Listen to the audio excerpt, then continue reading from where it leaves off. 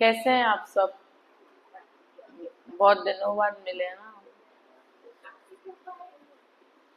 अच्छा, अब आप लोग मुझे ये बताइए कि मैं कथा सुनाऊं या करम हम क्यों काटते हैं, और करम जब हम काटते हैं तो जो भी हमारे साथ होता है उस दौरान वो क्यों होता है, इस पे बात करें। कर्मों पे बात कर रहे हैं, बिल्कुल। चलिए गुरु महाराज को याद करके अपन करते हैं। ओम नमो विष्णुपदाय कृष्ण पृष्ठाय भूतले श्रीमते मधुसूदनाय बापूजी नामिने नमस्ते मधुसूदनाय भक्तिपाद प्रिय ते दुर्लभ कृष्ण भक्ति अति सरलतारिणे। ओम नमो भगवते वासुदेवाय। ओम नमो भगवते वासुदेवाय। ओम नमो भगवते वासुदेवाय। कृष्णाय वासुदेवाय देवकी नंदनाय च नंद गोप कुमाराय गोविंदाय नमो नमः। हे कृष्ण करुणा सिंधु दीनबंधु जगतपते गोपेश गोपिका कांत राधा कांत नमोस्तुते। तप्ता कंचन गौरंगी राधे वृंदावनेश्वरी विश्वभानु सुत देवी प्रणमामि हरिप्रिय। श्री कृष्ण चैतन्य प्रभु नित्यानंद श्री अद्वैत गदाधर श्रीवास आदि गौर भक्त वृंद की जय। हरे कृष्णा कृष्ण कृष्णा हरे हरे, हरे राम राम राम हरे हरे।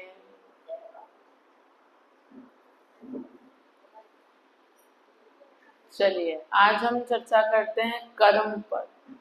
कर्म क्यों काटने पड़ते हैं, उसका वास्तविक रीजन क्या है।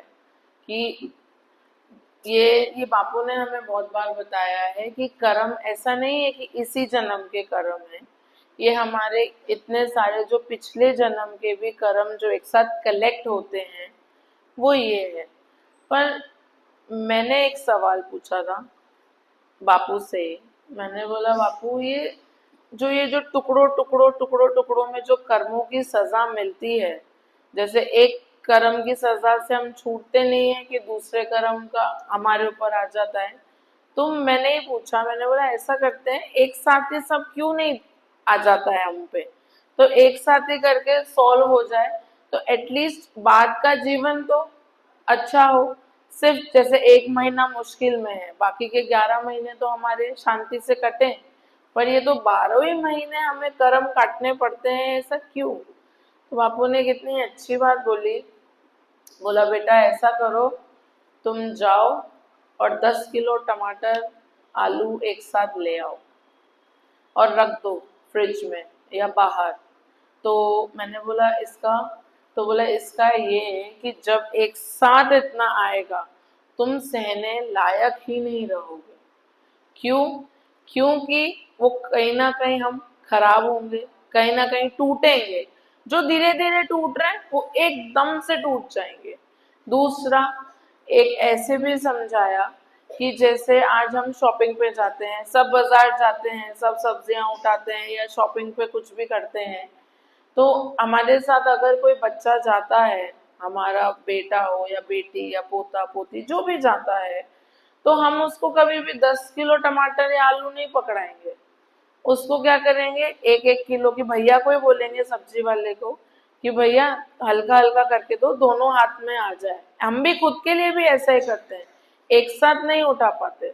ऐसे ही बापू ने बोला श्री कृष्ण है जो हमको, क्योंकि हम उनके बच्चे हैं, वो उतना ही हमें देते हैं, उस समय उतना देते हैं जितना हम सह सकें। ओवर नहीं करते, क्योंकि ओवर करेंगे तो कुछ देर के बाद हाथ दुखेंगे, कुछ देर के बाद हम ऑटो ढूंढेंगे कि ऑटो हो जाए, टैक्सी हो जाए। अब दोनों हाथ में है एक एक किलो, हम आसानी से घर तक पहुंच जाएंगे। पर जब एक एक हाथ में ऐसा 5-5 किलो हैवी हैवी होगा तो आप कैसे चल पाओगे, आपको ऑटो करना ही पड़ेगा। तो सेम ये हमारे कर्म है, धीरे धीरे ऐसे आते हैं कि चलो अभी कोई हमको भोगना है, भोग हमने कर्म का भोग भोगा, उससे अब हम बोलते हैं कि बहुत दर्द होता है, बहुत चोट पहुंचती है, दिमाग खराब रहता है, कुछ समझ नहीं आता कि ये सब हो क्या रहा है। एक्चुअली अगर मैं अपनी भाषा में बोलूं तो सही है, होना चाहिए, क्योंकि एक केयरलेस लाइफ, एक वो नहीं होता निश्चिंत लाइफ, बिना जिम्मेदारी और टेंशन की लाइफ जो लोग आज जी रहे हैं उनसे पूछो, एकदम डिप्रेस्ड हैं, क्योंकि उनका दिमाग चलने का कोई रीजन ही नहीं है, एकदम लेजी हो गए हैं, बिस्तर से उठते नहीं है, फोनों में लगे रहते हैं या सोए रहते हैं, या जो भी उनका जो एक मतलब फ्री, कुछ काम नहीं है, कुछ जिम्मेदारी नहीं है। आज जैसे ही बच्चा पैदा होता है, हम खुद एज अ माँ हम बच्चे को कैसे बोलते हैं, चलना सीखो। जब वो 1 महीना का होता है हम उसको बैठाने की प्रैक्टिस करते हैं कि भाई जैसे जैसे समय बीतेगा इसको आना मतलब बैठाते नहीं है थोड़ा ऐसे, क्यों, क्योंकि उसको हम किसी काम में लगाते हैं। आजकल कलयुग ऐसा है कि आप जितने व्यस्त रहोगे उतने स्वस्थ रहोगे, जितना आप फ्री रहोगे उतना आपकी बॉडी में दर्द तकलीफ होती ही जाएगी। आप लोग ने कभी नोटिस करा होगा, जब हम अभी हमारी लाइफ कैसी है, फास्ट, आना है जाना है, खाना बनाना है, घर देखना है, अब यही हम अगर कहीं वेकेशन पे जाते हैं, वहां हमें कोई काम नहीं है, बस में बैठो जगह पे पहुंचो, ऐसा कितना शरीर दुखता है आने के बाद। ऐसा लगता है एक एक बॉडी पार्ट हमारा दुख रहा है, हमें ना कोई थेरेपी चाहिए, मतलब बॉडी थेरेपी चाहिए ताकि हमारे शरीर का दर्द सही हो। तो क्यों, क्योंकि हमारी बॉडी को आराम की आदत नहीं है, और जिनकी बॉडी को आराम की आदत है वो काम कर रहे हैं तो उनका शरीर उसमें दुख रहा है कि हमें काम करने की आदत नहीं है। मैं गलत बोल रही हूँ?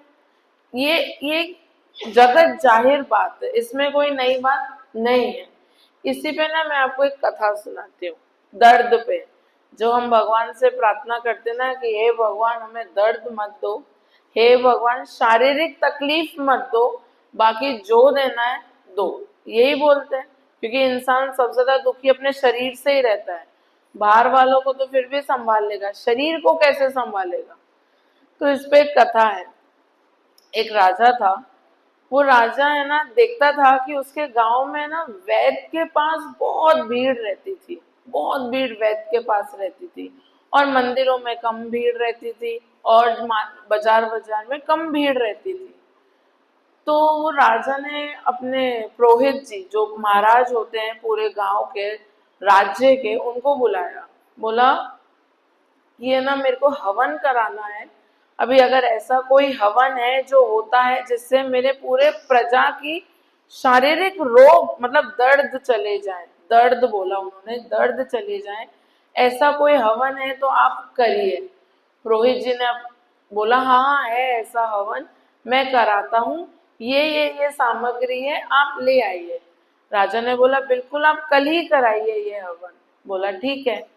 अब पुरोहित जी तैयार, हवन का पूरा तैयार हो गया, सेटअप सब तैयार, हवन में बैठे, बहुत धूमधाम से 7 दिन का हवन हुआ कि गांव में जो जो दर्द में है, तकलीफ में है, शारीरिक दर्द में है, उनके दर्द चले जाएं और हमें कुछ भी नहीं चाहिए।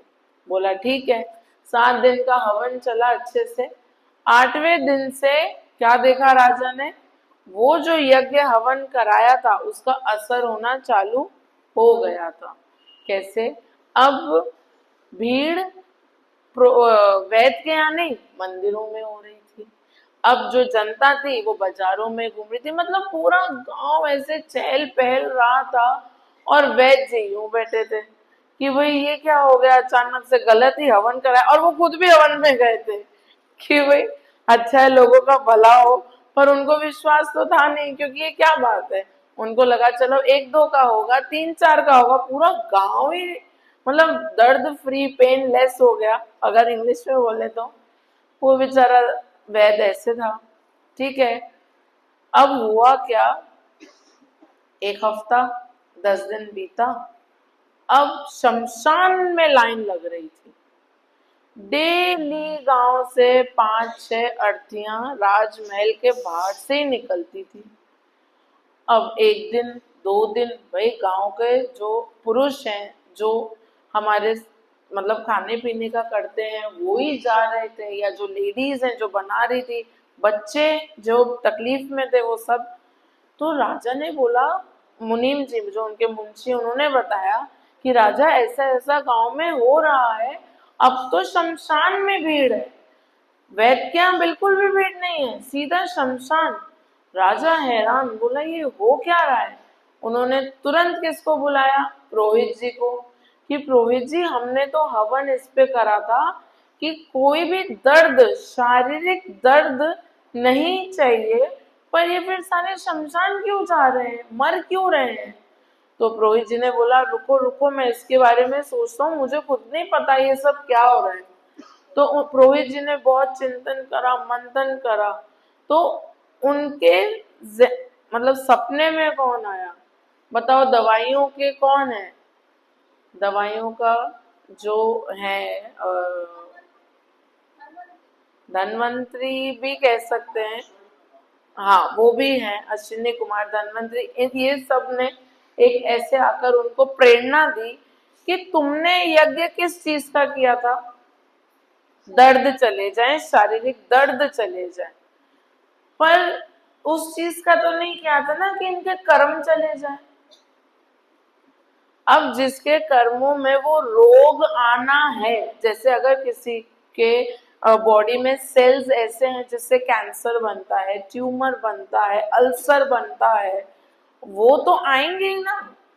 तुमने हवन किस चीज का किया था, दर्द नहीं चाहिए, शारीरिक दर्द नहीं चाहिए, इस चीज का थोड़ी किया था कि कोई बीमारी नहीं चाहिए। राजा चुप, हैरान, अरे ये तो सही बात है, हमने गलत यज्ञ कर दिया।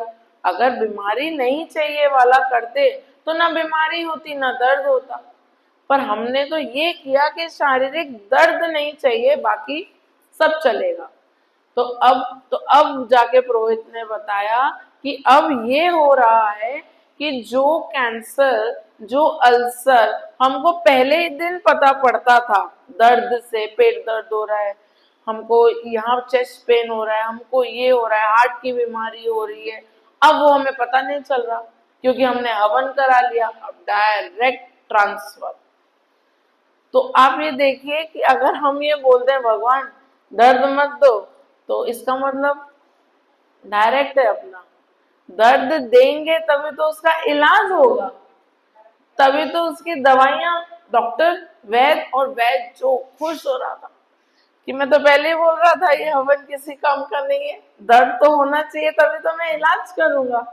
तो आप लोग ये समझे, फिर वो राजा को इतना अफसोस हुआ, बोला मैंने ये सोचा प्रजा के लिए कि इनको दर्द ना हो, पर मैंने जड़ नहीं सोची कि ये एक्चुअली दर्द हो क्यों रहा है। मैंने ये देखा कि वैद्य क्या भीड़ है, पर मैंने ये नहीं देखा कि इन लोगों के अंदर जो चल रहा है, जिस बीमारी से ये जूझ रहे हैं, उसकी वजह क्या है। क्या पता गंदा पानी पीते हो, क्या पता इनको जो खाना मिलता हो, जो फल फ्रूट मिलते हैं, उनमें केमिकल्स इतने हो। आज हम भी जो सब खा रहे हैं वो सब केमिकल ही तो है। आज अडल्ट्रेट सब खा रहे हैं, अडल्ट्रेट मतलब मिलावटी। कुछ भी शुद्ध जो पहले के जमाने के लोग खाते थे, हम उसका आज 50% भी नहीं खा रहे, क्योंकि हमारी जो डेली लाइफ है उसमें ब्रेड, पाव, मैदा, नान, ये सब आ चुका है। हाँ, जिनको अब तक आदत नहीं है वो बचे हुए हैं, बाकी तो सारी लाइफस्टाइल यही है। चीज सबसे बड़ा कारण, चीज जिसके बिना बच्चे नहीं रह पाते, चीज दे दो। तो इस कथा को जब मैंने पढ़ा मुझे इतना लगा सही बात है, क्योंकि मैं भी अक्सर कभी कभी हे भगवान बहुत दर्द हो रहा है, दर्द। अब मैं नहीं बोलती जब से वो पढ़ा है कि दर्द दो, इलाज कराएंगे, क्योंकि वहां जाने से अच्छा वैद्य के पास जाएं, वो ज्यादा बेटर है। क्योंकि अभी बहुत भजन करना है, बहुत गुरु सेवा करनी है, बहुत वृंदावन चंद्र की सेवा करनी है, ऐसे कैसे चले जाएंगे। अभी तो बहुत बहुत गुरु का प्रचार करना है हम सबको। ये मेरे को नहीं, हम सबको करना है। तो ऐसे ही पता है कर्म है, पिछले जन्म में जो हमने किया वो कैरी फॉरवर्ड, मतलब वहां से यहाँ उठकर आते हैं। इसमें अगर हम कुछ करते हैं किसी को जाने अनजाने, एक पहली बात तो आप सुनिए, इस जन्म में हमारे कर्मों की सजा डिसाइड कैसे होती है कि भाई हमें मिलेगी, डिसाइड कैसे होती है कि हमें मिलेगी? तो उसका पहला रीजन है उसमें आपके इंटेंशंस, मतलब आप जो कार्य कर रहे हैं ना किसी के प्रति। अब जैसे सपोज ये माता ने मेरे लिए कुछ बनाया, उसमें नमक ज्यादा था, इनका भाव ये नहीं था मुझे नमक वाला खिलाना, इनका भाव ये था मुझे ऑफर करना। अब जो इनके कर्म की सजा है वो इनको इनके कर्मों से दी जाएगी कि इन्होंने मुझे नमक वाला खिलाया, इनके इंटेंशन नहीं देखे जाएंगे क्योंकि कर्म कर रहे हैं, इंटेंशन सोच रहे हैं।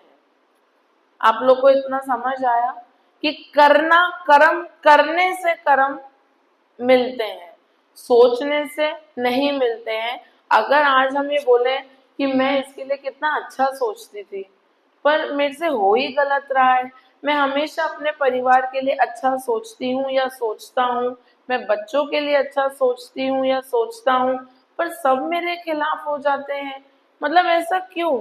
आप सोच बहुत अच्छा रहे हैं पर क्या आप उस लेवल का कर रहे हैं? क्या आप अपने परिवार को, अपनी बीवी को, अपने बच्चों को वो दे पा रहे हैं जो वो चाहते हैं? अब वो तो भाई एफिल टावर चाहते हैं, बुर्ज खलीफा चाहते हैं, वो हम नहीं दे सकते। हमारी जितनी क्षमता है क्या हम उतना दे सकते हैं?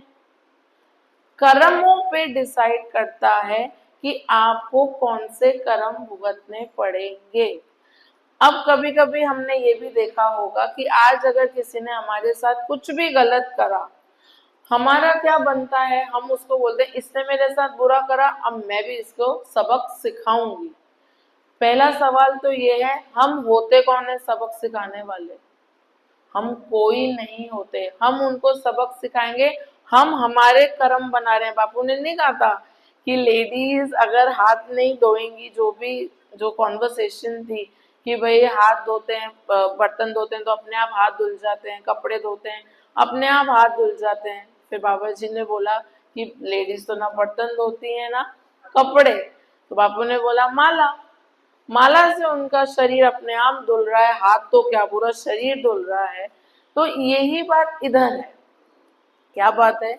आप माला कर रहे हैं, अभी ये भी हो सकता है हम सबको बापू बोले मन में माला करो, नहीं, पॉसिबल ही नहीं है।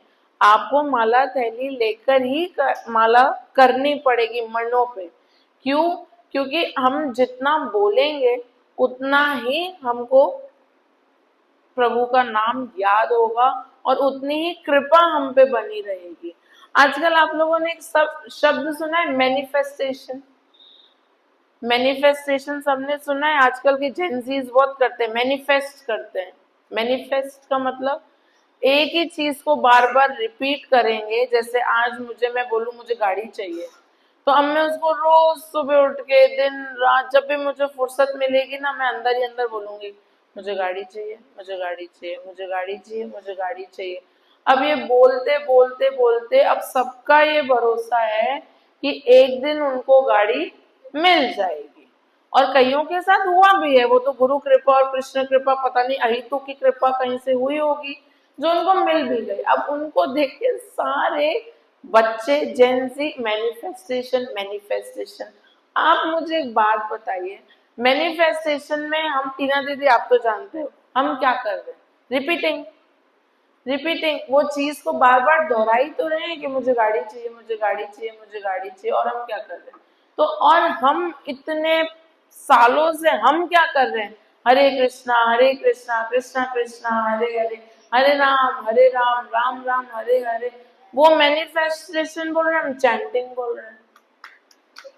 एक ही बात है, chant Hare Krishna and be happy, ये हम बोल रहे हैं। पर बच्चे क्या बोल रहे हैं? Manifest, it will go to universe, universe हमें देगा। अरे यूनिवर्स बनाया किसने है भाई?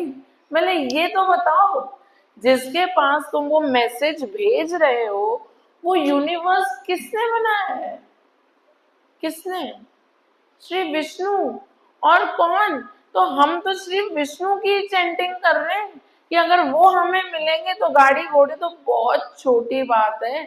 ये तो सिर्फ अच्छा, अगर हम आज कलयुग में भी, आज के टाइम पे भी, आज हम अगर एक गाड़ी लेते हैं, चलो 2 करोड़ की गाड़ी है, आज हमने 2 करोड़ की गाड़ी ली, खुशी खुशी ली, पूरा घर परिवार इतना खुश किया, पूछो मत।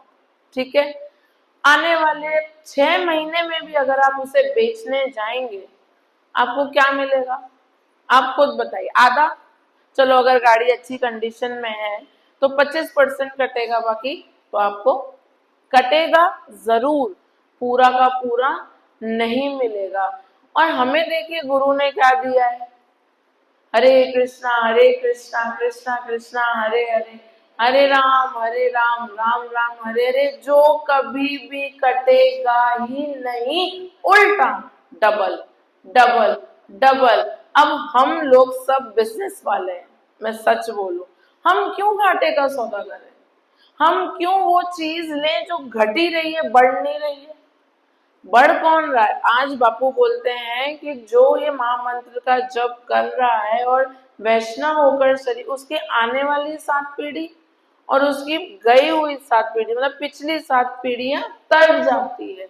और अगर कोई उस कोख से, उस माँ के गर्भ से कोई एक संत बच्चा पैदा होता है तो 21 सदी, 21 मतलब पीढ़ियां उसकी आने वाली, और जो पिछली 21 पीढ़ियां हैं वो तर जाती है। तो आप मुझे बताइए कि बच्चों को अब ये चीज कौन समझाएगा?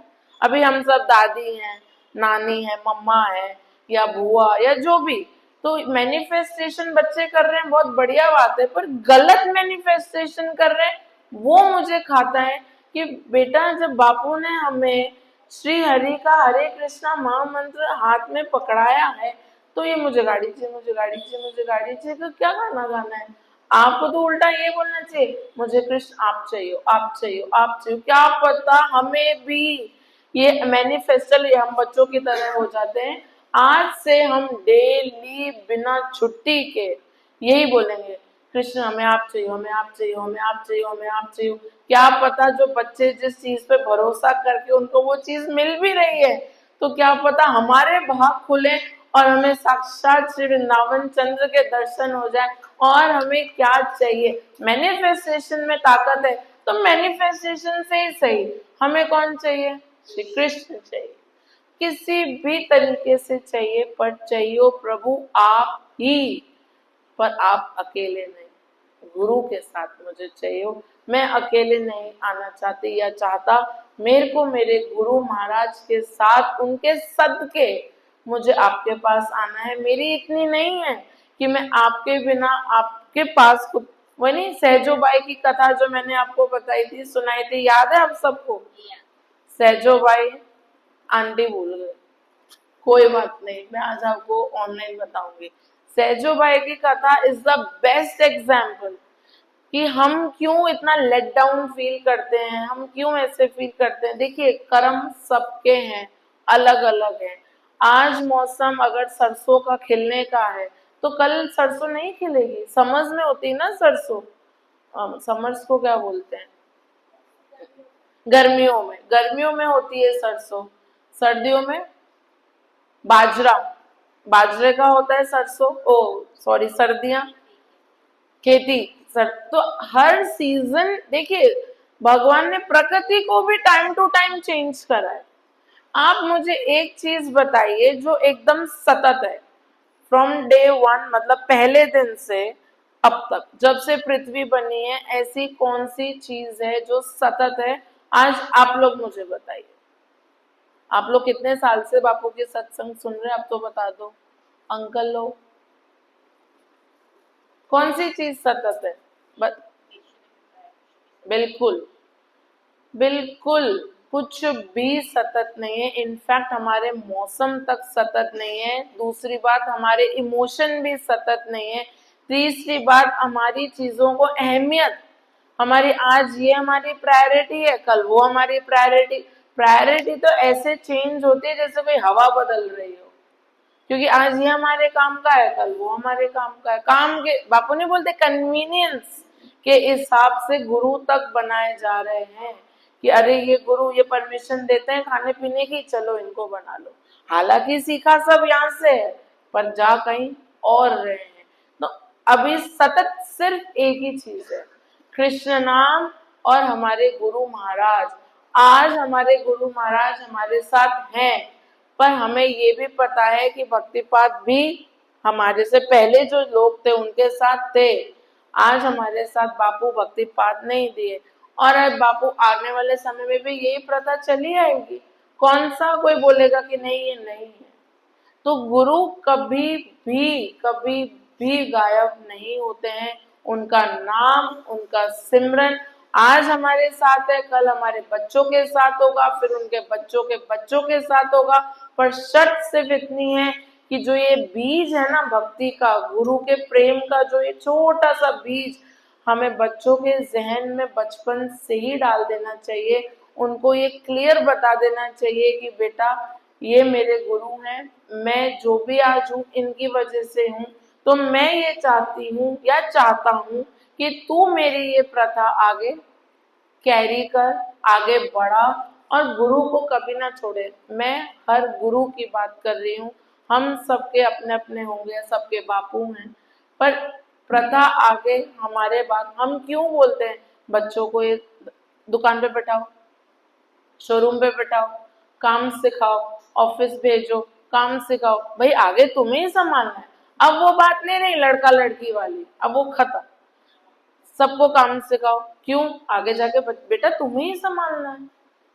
तो आगे जाके जब बिजनेस या जॉब, सरकारी जॉब में क्या होता है आप बताइए। बाप को अगर कुछ होता है, माँ को अगर कुछ होता है, तो उसके बच्चों को डायरेक्ट प्लेसमेंट मिल जाती है। मिलती है कि नहीं? डायरेक्ट उनका एक इंटरव्यू होता है, उसमें पास हो जाते हैं, बच्चे बैठ जाते हैं। तो ऐसे ही ये होना चाहिए। हमारा शरीर छूटे, आज रेनू आंटी की जगह उनकी बेटी या बेटा आ जाना चाहिए, शारदा आंटी आपके आना चाहिए, सबके बच्चे आप लोग की जगह डिसाइडेड है। मैं देखती हूँ सत्संग में भी आप सब लोगों की जगह डिसाइडेड है। सब चुपचाप अच्छे बच्चे की तरह बापू के सामने आके ऐसे बैठ जाते हैं। तो वो आप लोग की जब जगह डिसाइडेड है, तो वृंदावन चंद को वही जगह पे आप लोग को देखने की आदत है कि नहीं? तो बस अभी आप जब भगवान के पास जाएंगे तो फिर आपके बच्चे वो जगह पे बैठने चाहिए। भाई गद्दी पे बैठते हैं, आपके ऑफिस में, आपके शोरूम में, आपकी दुकान पे, आपकी जॉब तक पे बैठते हैं, तो आश्रम में क्यों नहीं बैठ पाते? क्या आप लोगों ने कभी ये सोचा है कि आप चलो गए, उसके बाद आपका जो यहाँ आपके रोज आने की जो आदत थी वो खत्म, फिर आपके परिवार से, आपके घर से यहाँ कौन आएगा? तो उसके लिए भी तो किसी को अपॉइंट करो कि भाई तुझे जाना है आश्रम, तुझे करनी है सेवा, तुझे करना है ये सब चीज के लिए। जब हम करते हैं, अच्छा बहुओं को तैयार सासुएं क्यों करती है कि मुझे कभी कुछ हो तो सब खाना तो खा सके, खाना बनाना तो आना चाहिए। यही रीजन होता है। और क्या रीजन होता है? भाई अब मेरी छुट्टी, अब तू संभाल, तेरा घर जाने, तू जाने, मेरी छुट्टी। यही होता है। क्यों? ताकि कल ना को हमें कुछ हो। अब हम सांस बन चुके हैं, भाई हमारी उम्र हो रही है, हमारा शरीर साथ नहीं दे रहा, हमारे को 10 बीमारियां हैं, तो अभी तू संभाल। तो उसके लिए भी आपने किसी को अपॉइंट करा है, पर सिर्फ यहाँ के लिए अपॉइंटमेंट नहीं है। क्यों? आ गए? चलिए, आज कल मैं एक कथा करूंगी, कृष्णदास कैसे बने राधा दास। वो मुझे बहुत फेवरेट है, वो मैं कल करूंगी, अगर सब हम एकत्रित हो सके तो। इसी के साथ नित्य भजो हरे कृष्णा कृष्णा कृष्णा हरे हरे, हरे राम राम राम हरे हरे। 10:30 तक प्लीज कल आ जाइएगा। मेरी सॉरी बाबा, नहीं मेरा हो गया। यू स्टार्ट, अब मैं सुनूंगी।